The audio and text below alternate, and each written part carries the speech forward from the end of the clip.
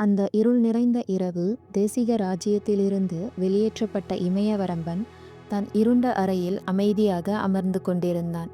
ஒரு சிறிய கண்ணாடி குவளையில் இருந்த மந்திர திரவத்தை எடுத்து குடித்தான். சில நொடிகளில் அவனுடைய கண்களில் ஒரு பிரகாசம் தோன்றியது. இழந்த கண் பார்வை மீண்டும் திரும்பி வந்தது.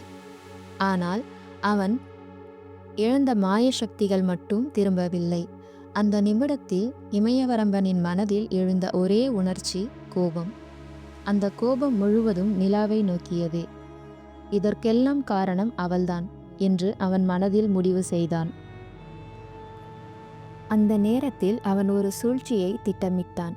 தன்னிடம் இருந்து பணிப்பெண் மோகினியை தேசிக ராஜ்யத்திற்கு உளவாளியாக அனுப்பினான். மோகினி அரண்மனைக்குச் சென்று நிலாவின் உதவியாளராக வேலை செய்ய ஆரம்பித்தாள்.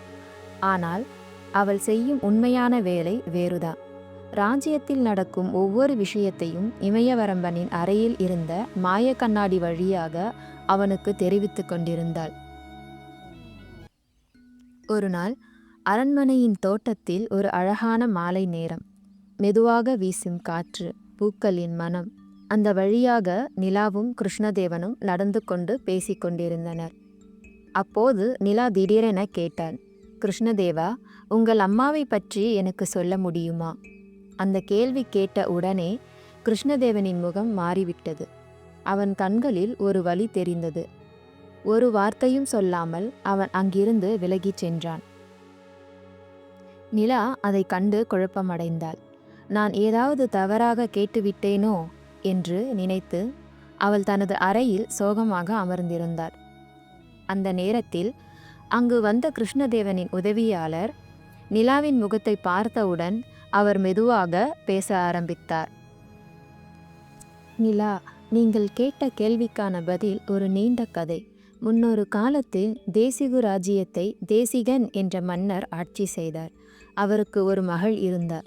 பெண்களே பொறாமைப்படும் அளவிற்கு அழகு, அறிவு, தைரியம் அனைத்தும் கொண்டவள். அவள் பெயர் தேவகி அம்மாள். ராஜ்யத்தின் செல்லப்பிள்ளை. அந்த நேரத்தில் ராஜ்யத்தின் படைத்தளபதியாக இருந்தார் வீரபத்ரன். ஒரு நாள் மன்னர் தேசிகனுக்கு திடீரென உடல்நலக்குறைவு ஏற்பட்டது.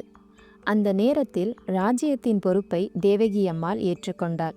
அவள் ராணியாக முடிசூட்டப்பட்டாள்.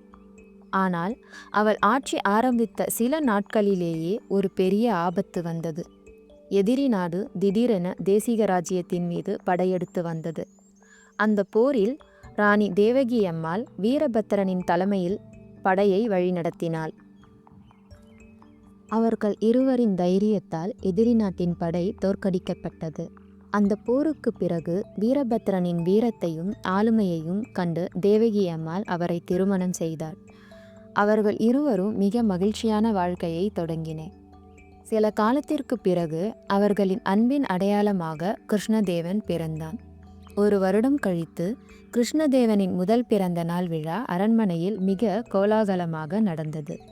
விழாவிற்கு வந்த அனைவரும் ராணி தேவகி அம்மாள் பற்றியே பெருமையாக பேசிக்கொண்டிருந்தனர்.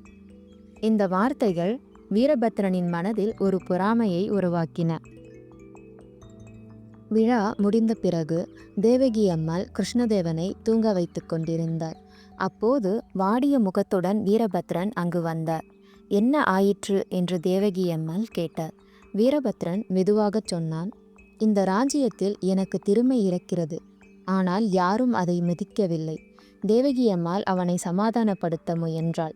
ஆனால் வீரபத்ரன் எதையும் பேசாமல் கிருஷ்ணதேவனின் அருகில் படுத்து உறங்கிவிட்டார்.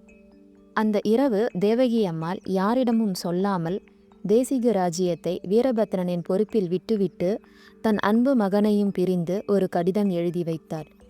என்னை தேடி யாரும் வரக்கூடாது, இது என் கட்டளை என எழுதி வைத்து வனவாசத்திற்கு புறப்பட்டு சென்றாள் தேவகி அம்மாள். இந்த கதையை கேட்ட நிலா மிகுந்த நெகிழ்ச்சியடைந்தாள். ஒரு தாயின் தியாகம் இது என்று நினைத்தாள். அந்த நேரத்தில் அவள் ஒரு முடிவு செய்தாள். தேவகி அம்மாளை மீண்டும் தேசிக ராஜ்யத்திற்கு அழைத்து வர வேண்டும். அவள் கிருஷ்ணதேவனிடம் சொன்னாள், நான் என் பெற்றோர்களை காண சென்று வருகிறேன் என்று சொல்லிவிட்டு பஞ்சவர்ண கிளியுடன் தேவகி அம்மாளை தேடி பயணம் தொடங்கினாள் நிலா. அவர்களின் இந்த உரையாடலை மோகினி மறைந்து கொண்டு கேட்டுக்கொண்டிருந்தார். அவள் உடனே மாய கண்ணாடி வழியாக தேவகி அம்மாள் பற்றி புதிய தகவல் கிடைத்துள்ளது என்று இமயவரம்பவனுக்கு தெரிவித்தாள். இந்த செய்தியை கேட்ட இமயவரம்பன் ஒரு மர்மமான சிரிப்பை சிரித்தான். இப்போதுதான் விளையாட்டு ஆரம்பமாகிறது என்று அவன் சொன்னான்.